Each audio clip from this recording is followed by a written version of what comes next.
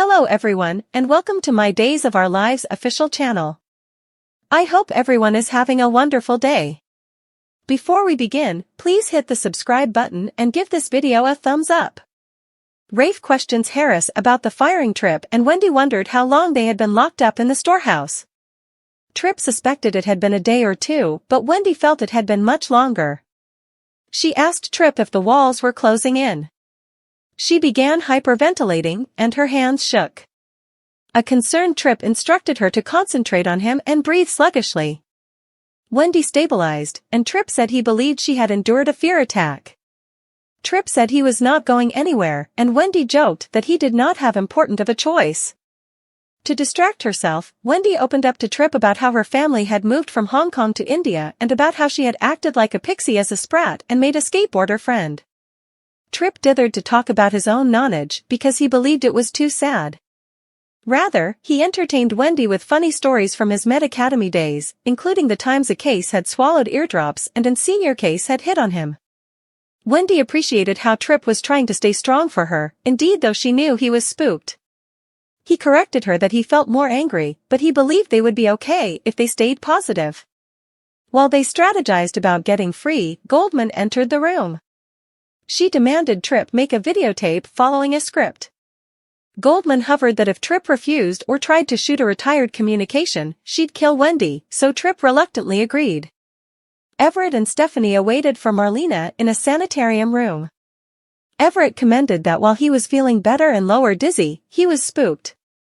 When Marlena entered, she streamlined them that a CT checkup had verified Everett's traumatic brain injury. Both Stephanie and Everett filled Marlena in on the events at the cantina.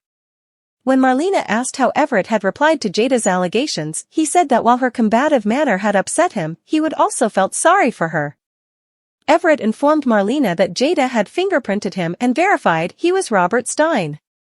He claimed that he'd no memory of Jada or their relationship and said he felt like he was losing his mind. After Stephanie told Marlena about her once jests with Everett and about the accident, they wondered if the injury could have caused his memory loss. Marlena verified that a brain injury might have caused dissociative or traumatic amnesia and could have basically turned off Everett's previous recollections. Everett bemoaned that just when he'd gotten his life back together and had put the accident behind him, he was scuffling with the idea that he didn't know himself at all. He didn't want to believe he was someone who could have been so cruel and sharp and stressed that Robert Stein is a foreigner to me. Marlena prompted him not to presume and asked for authorization to gain his medical records. When Marlena departed, Stephanie comforted Everett that he'd not go through it alone. They were intruded when he entered a phone call summoning him to the police station.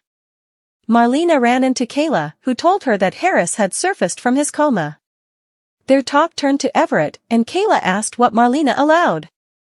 Marlena participated that although the tests had shown a brain injury, they couldn't confirm memory loss. Kayla asked Marlena if Everett could have been faking, and Marlena looked worried. Harris opened his eyes as Rafe smiled and said, "Drink back." Harris appeared to have lapsed back into unconsciousness by the time Kayla entered, however. Upon Kayla's inquiry, Rafe told her that Harris hadn't said anything.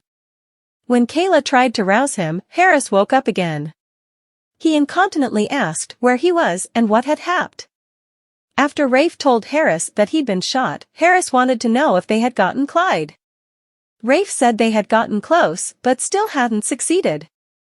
Harris wanted further details about what had happened to him, so Rafe revealed that Harris had been going to a meeting at the Lading Jetties when he had been shot. Rafe directly asked Harris if he knew who had shot him.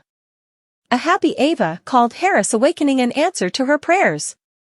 Stefan blurted out, "No," which urged Ava to ask what the hell he meant. Stefan flashed back to shooting Harris also claimed that he was only upset about Clyde's response. Infuriated, Ava asked Stefan why he should watch. She came intolerant as she awaited for an update. She was relieved when Kayla approached and told them that Harris was alert and talking. Stefan, on the other hand, upset when Ava asked what Harris had said. Just as Stefan nearly confessed to Ava, Rafe surfaced from the sanitarium room and told them that Harris didn't flash back the firing. Ava caught Harris's eye through the sanitarium room window, and they smiled at each other while Stefan appeared uneasy in the background. Chad's discovery, Kayla's dreadful news, Holly's caller, EJ and Nicole's moment. Days of Our Lives reveal that Everett Lynch tells Chad DiMera about Bobby Stein. Kayla Johnson shares dreadful news about Paulina Price. Johnny DiMera visits Holly Jonas. Plus, EJ DiMera and Nicole Walker DiMera share a warm moment as they watch over Holly. Days of Our Lives, Chad DiMera's discovery. DOL reveal that Everett will drop a stunner on Chad. At The Spectator, Everett informs Chad about Bobby Stein. If Everett allowed he'd get concern or sympathy from Chad, he's wrong.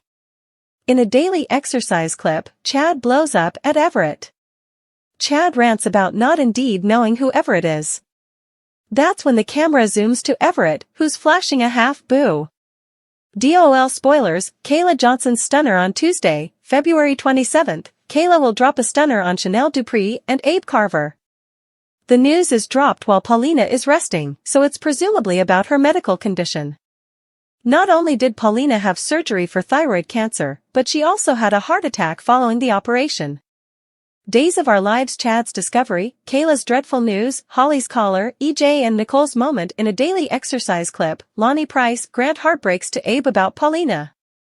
So, Kayla's stunner might be ruinous news about Paulina's health.